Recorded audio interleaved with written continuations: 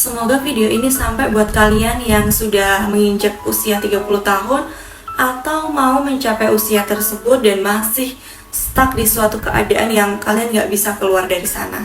Di video kali ini aku bakalan sharing tentang 5 hal yang aku lakuin untuk ngerubah hidup aku jadi lebih tenang dan lebih terarah. Jadi sebelumnya kenapa aku sharing tentang masalah ini? Karena aku baru saja ngalamin hal tersebut dimana aku nggak bisa keluar dari suatu zona yang menurut aku udah negatif banget.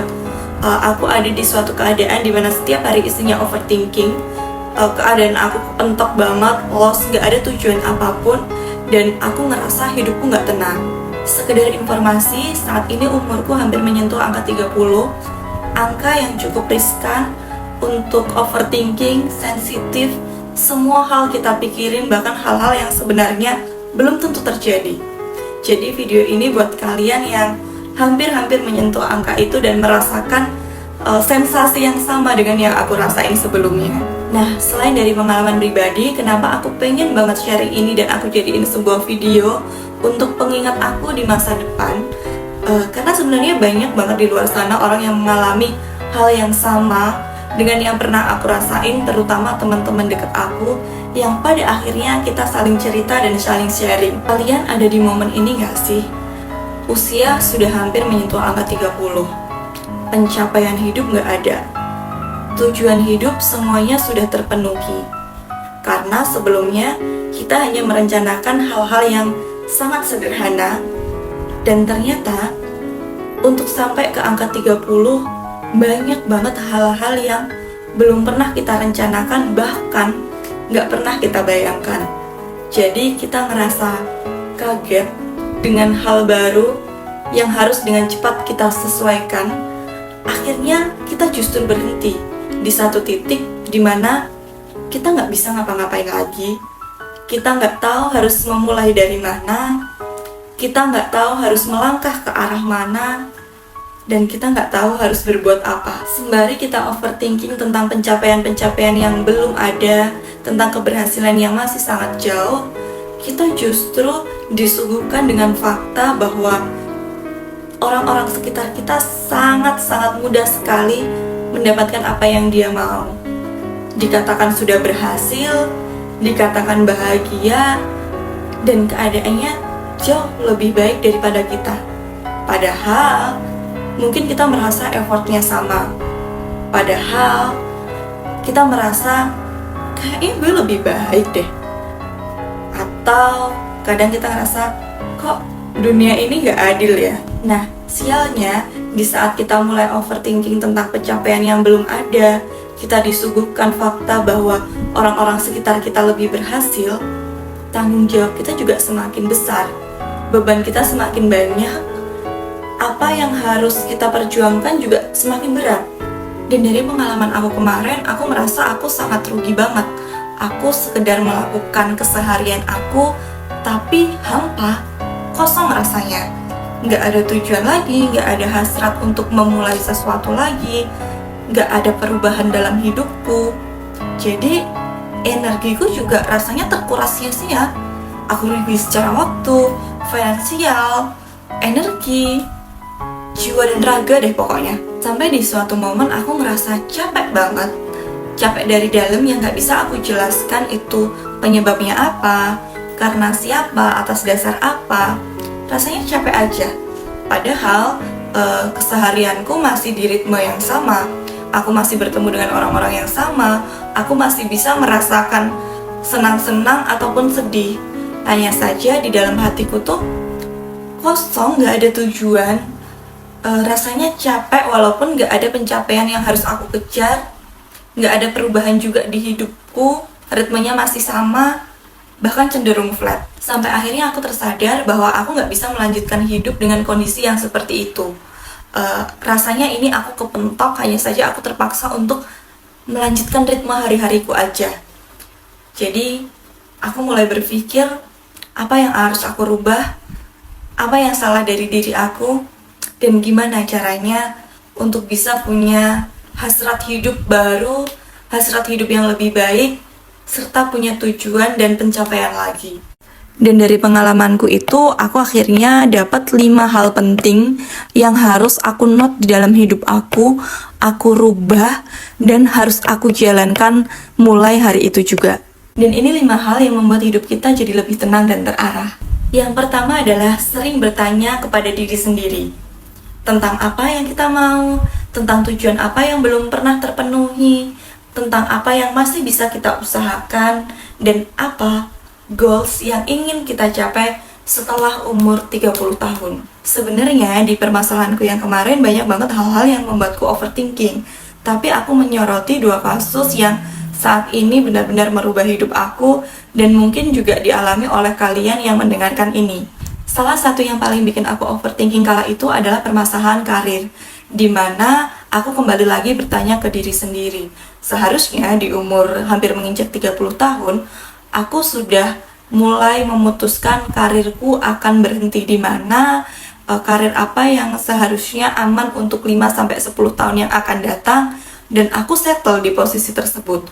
Tapi ternyata karirku pada waktu itu tidak cukup membuatku nyaman untuk bisa bertahan 5-10 tahun yang akan datang. Jadi kala itu aku ada 2 pilihan yang benar-benar harus aku tanyakan ke diri sendiri, mana yang terbaik buat aku.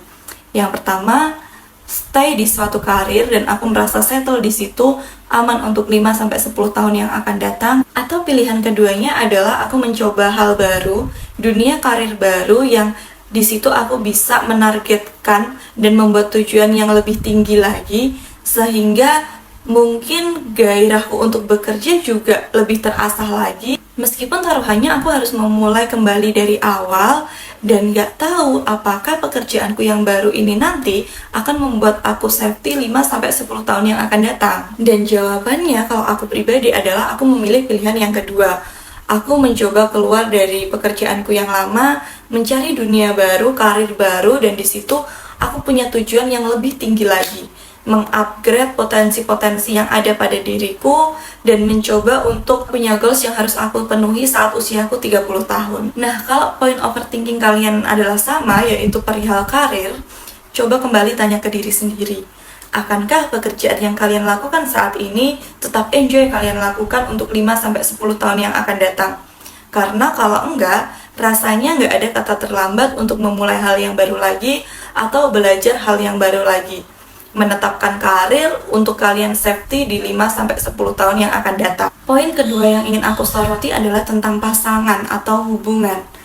Buat kalian, apapun permasalahan kalian saat ini dengan pasangan, satu hal yang mau aku ingatkan adalah sudahi hubungan yang membuat kalian kelelahan secara jiwa, apapun itu sumber permasalahannya. Nah, cara yang kedua yang aku lakukan dan harus kalian lakukan untuk hidup yang lebih tenang dan terarah adalah melepaskan sesuatu yang tidak pasti dan mencari pembaharuan. Seperti halnya karir dan pasangan tadi, apapun yang rasanya tidak pasti dan menghambat waktu kalian untuk terus upgrade, lepaskan, tinggalkan. Baik itu dari pertemanan, masalah sosial, bahkan keluarga. Coba jauhi itu dulu dan mulai fokus ke diri sendiri untuk bisa upgrade. Baik perihal karir maupun pasangan, segala sesuatu yang rasanya tidak pasti, mulai pelan-pelan lepaskan. Karena jika kalian masih stuck di situ-situ saja, pikiran kalian gak akan pernah bisa tenang. Dan kalau sudah overthinking, kalian gak akan bisa membawa diri kalian lebih enjoy lagi. Kalian gak akan bisa memberikan afirmasi positif ke diri sendiri.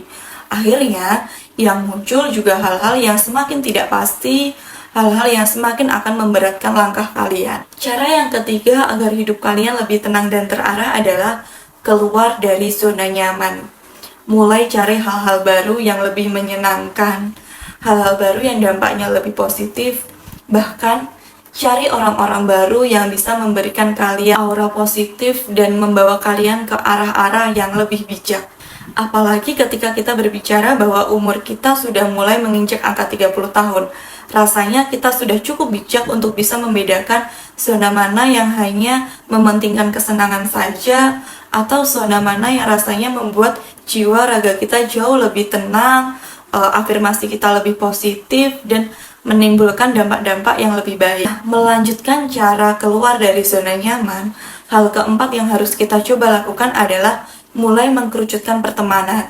Di usia 30 tahun ke atas ini, cari teman-teman yang rasanya satu frekuensi untuk merubah diri kita menjadi pribadi yang lebih tenang, pribadi yang lebih terarah, dan punya tujuan yang pasti. Mulai mengurangi pertemanan yang sifatnya kompetitif dan duniawi. Karena jika kita berbicara tentang kompetitif dan duniawi, rasanya nggak akan ada habisnya dan nggak akan ada sampai di titik kita itu sudah tenang menjalani hidup. Nah, berbicara mengkerucutkan pertemanan, aku ingin mengingatkan bahwa aku adalah orang yang percaya dengan ain. Jadi, semakin banyak orang yang kita temui, semakin banyak pertemanan, rasanya semakin dekat kita dengan penyakit ain. Kebahagiaan yang kita tampilkan serta rencana-rencana yang kita sampaikan, penerimaan orang-orang itu pasti berbeda-beda. Mungkin di depan kita mereka semua menerima dengan sangat antusias dan baik.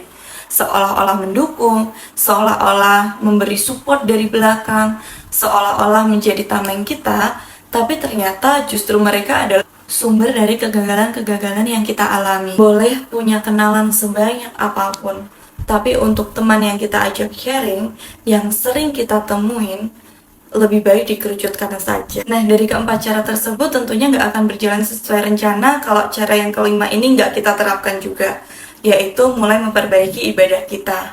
Untuk hal ini aku pribadi memulai dari hal-hal yang sederhana, yaitu mulai berteman dengan mereka-mereka yang pengetahuan agamanya jauh di atasku, sehingga lama-kelamaan aku juga akan terbawa. Karena mereka-mereka obrolannya juga jauh lebih positif dan sedikit-sedikit bisa mengingatkan aku. Kemudian karena hobiku adalah membaca, aku juga mulai merubah topik-topik yang aku baca. Menurut aku pribadi, ibadah adalah panggilan hati, jadi lakukan dengan enjoy, maka keempat cara yang sebelumnya aku sebutkan juga akan berprogres tanpa kita sadari. Aku berharap sharingku di video yang sederhana ini bisa sampai ke orang yang tepat. Terima kasih yang sudah menonton sampai habis. See you di episode selanjutnya.